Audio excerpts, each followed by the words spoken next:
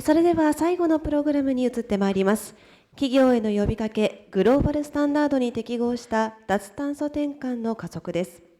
呼びかけは、自然エネルギー財団、WWF ジャパン、CDP ジャパンの3団体が共同で事務局を務めます、気候変動イニシアティブの共同代表、加藤茂雄様です。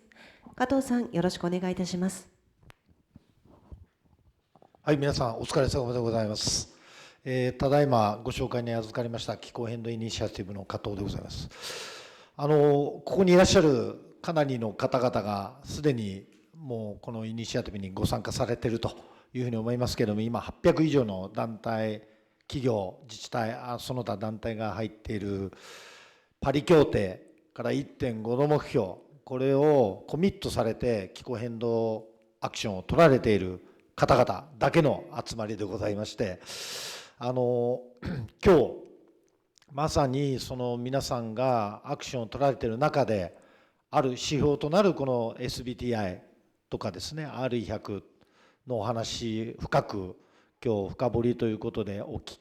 きできてですね、メンバーの方々の大きな参考になるなと思いました。本当に今日登壇いただいた皆様にですね、御礼申し上げたいんですけれども、皆さんどうでしたかね。私の中にはですね、2つ大きく記憶に残った言葉があって、まず石田さんの方の R100 でエネルギーの持続性とか追加性を求める、これが非常に強くなってきたということ、これは一体何なのかなということでお話ありましたけども、要はこの地球沸騰化というものがですね、加速してしまっていて、もう後戻りできない、もうティッピングポイントに来ている。だからこそ脱炭素化を加速させなければいけないねと、世界中が動いている中でのこの R100 の改定というか、厳しさが増したことの背景にあるのかなということと、あともう一つ、二つ目はこの SBTI で今もご質問にありましたけども、ロケーション基準とマーケット基準、これロケーション基準って企業の方々から考えたら、いや我々だけでね何もできないよねと、国全体の脱炭素化をと言われても何もできないよねと、どんなに努力したってと、それは国の責任だろうとこう思いがちですけれども、そこまでも求めてきてるっていうのが今日まさにお話にあったように、自社の活動、自社が自らが、あるいは地域自治体がですね、我々は脱炭素化しようと、こういう努力をしようと言っていろんなアクションを取られて、それだけでは済まないよと、そこまで今危機感が高まってるんだよと。だから自社の活動だけではなくて社会全体にインパクトを与えるような、リーダーシップを発揮してくれと、言われてるのかなというのが今日私の大きな印象ということでございます。あともう一つは盛んにね、基準で法律ではありませんよ、規制ではありませんよという話がありましたけど、要は考えてみるとですね、やらなきゃいけないね、これなぜ皆さんがやってるかというと、ただ単に地球温暖化に貢献しようというだけではないと思うんですね。これを放っておくととんでもない、地球へのインパクトだけではなく、環境へのインパクトだけではなくて、皆さんのビジネスモデルっていうか、皆さんの事業そのものに、あるいは社会全体の、安全ですとか健康ですとか、そういったものに大きくネガティブなインパクトを与えてしまうものを避けなければいけないと。ですからビジネスリスクの最小化というか、ビジネスリスクの解消というのがあるからこそ皆さんアクションを取ってらっしゃるだろうし、あとはこういうことをやることで、企業の価値が高まる、新たなビジネスモデルが新たなビジネスが生まれるですとか、今日のまさに鉄鋼の話もそうでしょうけども、新たな需要が生まれる、新たなビジネスが生まれるとか、あるいは新たな投資を呼び込むとか、こういったようなビジネスオポチュニティというものも考えられて、皆さんアクションを取ってらっしゃるということだと思うんですね。その時にもう私は非常に私も今まで事業をやっておりましたので思うんですが、これやらされ仕事ではない。これをやりなさい、あれをやりなさいって今日もいろんな示唆がありましたけれども、言われたことをやるということではなくて、逆に考え方を変えてみると、自分たちが今のようにそのビジネスリスクを解消する、ビジネスオポチュニティを最大化するためにやろう、そしてこの地球温暖化を防ごうと、この大義という時にどうやったらいいんだというその How to を、この SBTI だろうがクライメートグループの RE100 だろうがね、あるいは GHG プロトコルだろうが、この人たちっていうか、このいろいろな動きがですね、要は How to を教えてくれてるというふうに私は考えていますし、皆さんともそういうお話をさせていただいています。難しいですよね。どうやったらいいんだろうと思った時に、ここにこうやったらうまくいきますよ、あるいはこうやることで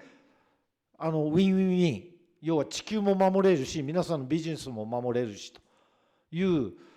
やり方を教えてくれてると、示唆を与えてくれてるという、ありがたいなと